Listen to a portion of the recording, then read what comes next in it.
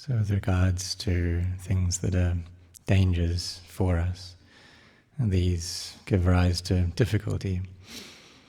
And we need tools to be able to reduce these. And so this can give us energy then.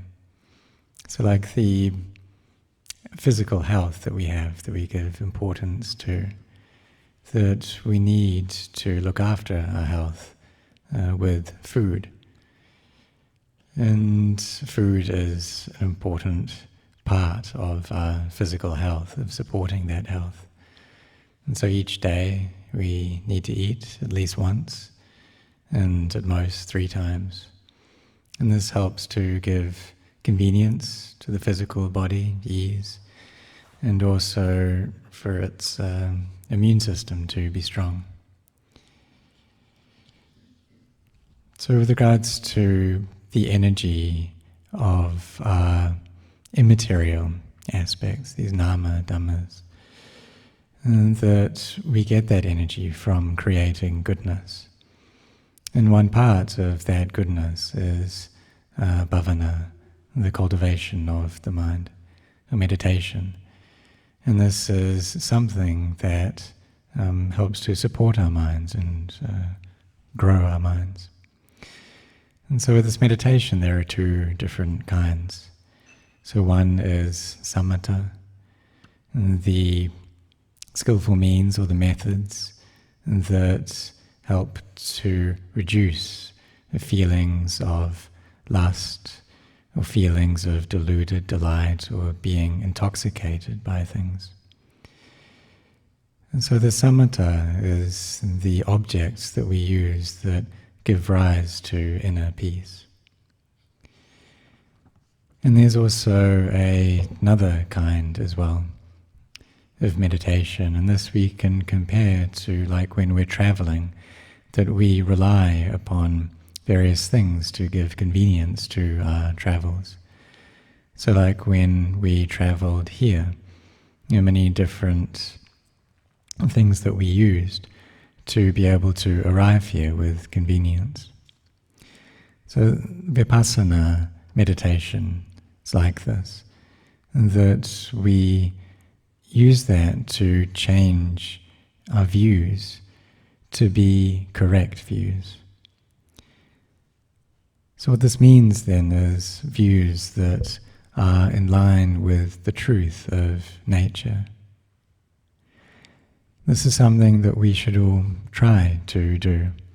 And if we're able to change our views so that they're correct, we won't have feelings of attachment, of being tied down, or of self-importance, but rather there'll be a feeling of ease.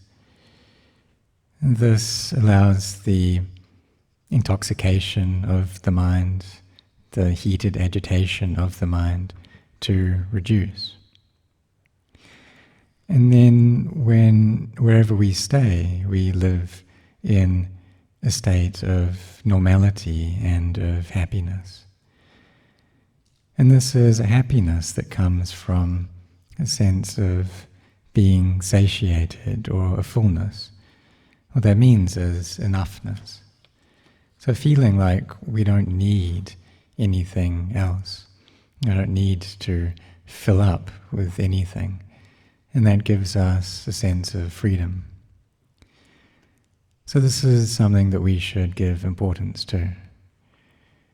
And both of these aspects, there's the samatha meditation, bringing up peace within the mind, and then there's vipassana, and thus bringing about of correct views, straightening our views.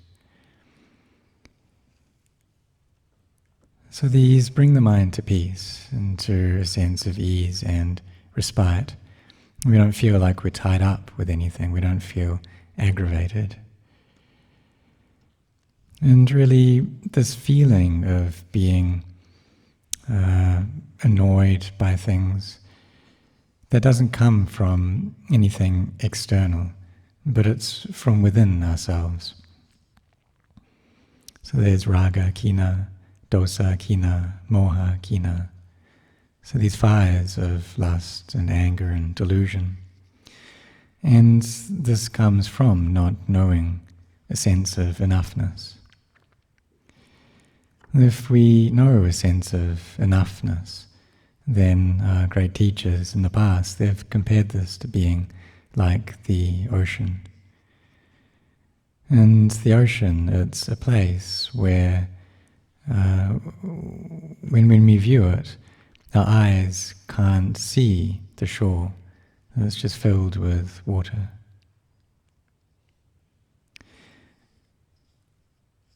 The Buddha said that there is no flood like the flood of craving. And there are also these fires of anger, for example. And these fires, they are things which arise within the mind that bring about suffering, that lead us into worrying, that lead us to not feel free. So we need to know these things. We need to know all these components. And we also need means and techniques to reduce the heat. And if we can relieve that heat, then what we'll feel is coolness. And I think we all know this, at least to some degree. There's also this component of time as well. And we can see how time kind of affects things. So just like the dew in the morning, that if that gets hit by the wind, or if the light of the sun touches it, then it changes its state and it disappears. And so this can give us then information into the nature of time. And it's something that we should contemplate. Also the effect that it has on the body. And this also gives us information that over time the health of our body changes.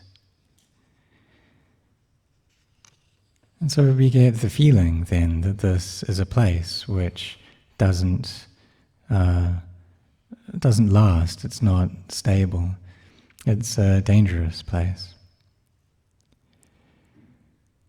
So therefore, with this cultivation of goodness, and specifically in the aspect of bhavana maya, and so through the cultivation of the mind. And this is something which we should use.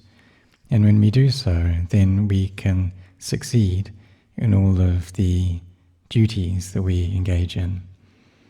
And so I'll leave this as something to reflect upon, and something to be a means to bring up mindfulness.